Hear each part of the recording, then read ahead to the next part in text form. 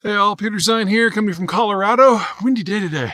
Sorry about the sound quality if it's not great. Anyway, today we're going to talk about what's going on in Pakistan. We've had a number of clashes that have killed quite a few people on the border between Afghanistan and Pakistan. And to understand what's going on, we need to dial out and look at the wider South Asian region to understand kind of the origins of this and how it's likely to unfold. So, step one, once upon a time, there was a people called the Punjabi who lived along the banks of the Ganges River and the Indus River and in a low saddle of fertile land in between. But at one point, an invading horde came through and converted less than half, some of the Punjabis' religion. And so the majority along the Ganges remained Hindu, and the minority over on the Indus became Muslim. And that saddle of land in between kind of got split down the middle.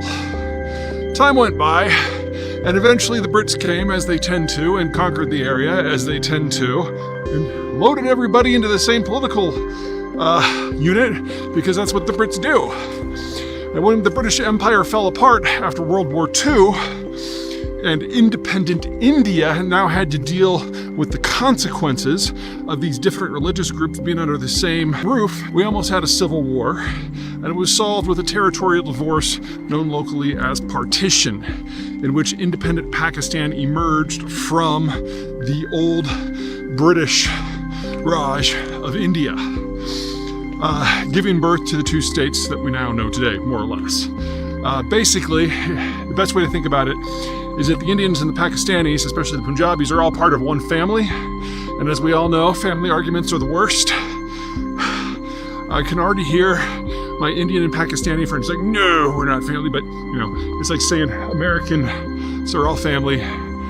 Democrats and Republicans are all family. And so, of course, we argue the loudest with the people we know the best. Anyway, in independent India, in smaller post-partition India, the Hindu Punjabis are far and away the largest ethnic group. And so while it is still a multi-ethnic state with different religions and different ethnicities, the Punjabi Hindus have pretty much always been large and in charge. And I don't mean to suggest that it's perfect. From time to time, somebody from one of the minorities kills a prime minister. So it's not a perfect setup.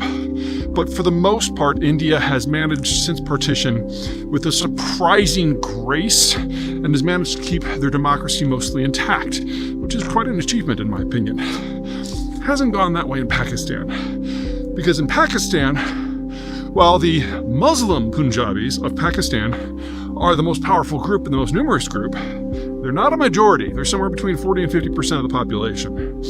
And so they think that they should be in charge all the time. But they lack the numbers to achieve the sort of regular electoral victory that the Punjabis from India can generate.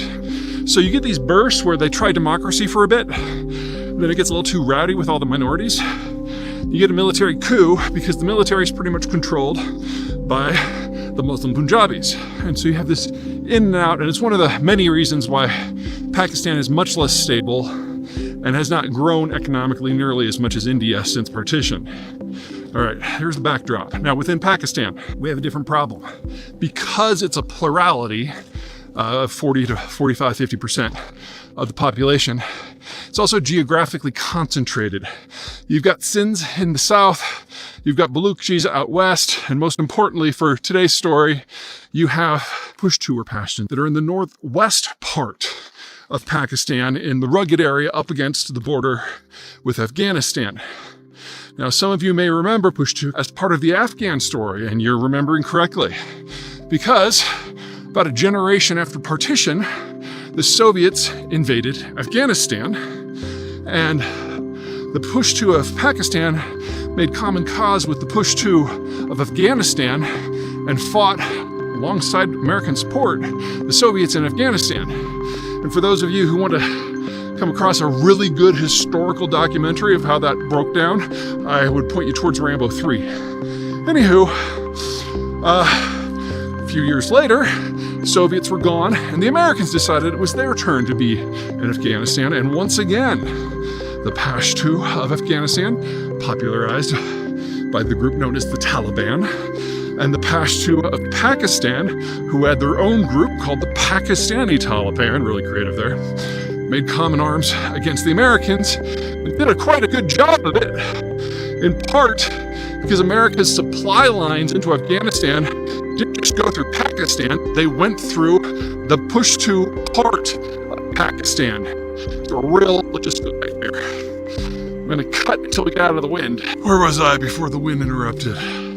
Afghanistan. So, less than a generation after the Soviets got kicked out, the Americans went in, tried to reshape it to their whims, and once again, the Pashtun on the Pakistani border came to the aid of the brethren on the Afghan side. And by the way, the Pashtun on the Afghan side, a lot of people know them as the Taliban. And the Pashtun on the Pakistani side, a lot of people know those folks as the Pakistani Taliban. You can see how they get along so well. Anyway, eventually they were successful for a number of reasons, a number of ways, with a lot of context and history and baggage, getting the Americans to leave too. So, during this entire process, going all the way back to partition, the Punjabi Muslims of central Pakistan, the power brokers, the people who control the military, have always tried to use the Pashtun as a lever to extend their influence beyond their own borders, not just against the Soviets and the Americans. It's an ongoing strategy. But the thing is unlike the Democrats and Republicans, these guys are not family. These are different ethnic groups with different interests who see the world through different lenses. And the primary difference is that the Pashtun see themselves as divided by an artificial border, whereas the Punjabis of Pakistan see themselves as large and in charge, and their brethren on the other side of the Indian border have their own state. So it's a different sort of clash. Well, what's happening here is what you would expect to happen when you have deliberately militarized and agitated one of your minorities for use in a war on the other side of an international boundary. When that war ends, the people stay radicalized and armed. And so we're now in a situation where the Pashtun of Pakistan and the Pashtun of Afghanistan are cooperating against what they see as a colonizing force. It's just that this time, instead of it being the Soviets or the Americans, it's the Pashtun Pakistanis' own co-nationals within Pakistan. And if they had their way, we would be seeing another partition here, with Pakistan being split. Now, is that going to happen? Who knows? A lot can happen in history, especially history that hasn't been written yet. And the Punjabis certainly aren't going to go down quietly. But what we're seeing now is the built-in tension of the Pakistani state finally being laid bare for all to see, because the colonial wars, at least for the moment, are now over. Does this matter beyond Pakistan and Afghanistan? In the short term, not really, but in the long term, you need to consider a couple of things. Number one, we are moving into a deglobalized world where the rationale for states is going to evolve, and the economic models are going to change, and trade patterns are going to mutate drastically, which means that every nation state in the world, every government in the world, is going to have to recalibrate and re-justify or change the circumstances of the social contract by which their population infuses with their state. In Pakistan, that's probably going to be pretty rough.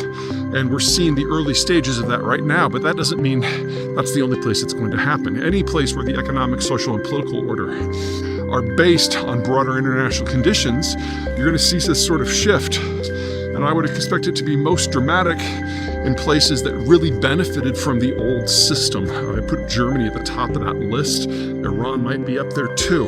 Moving forward, we should expect to see a lot more Pakistans than we do Indias, places that are more consolidated.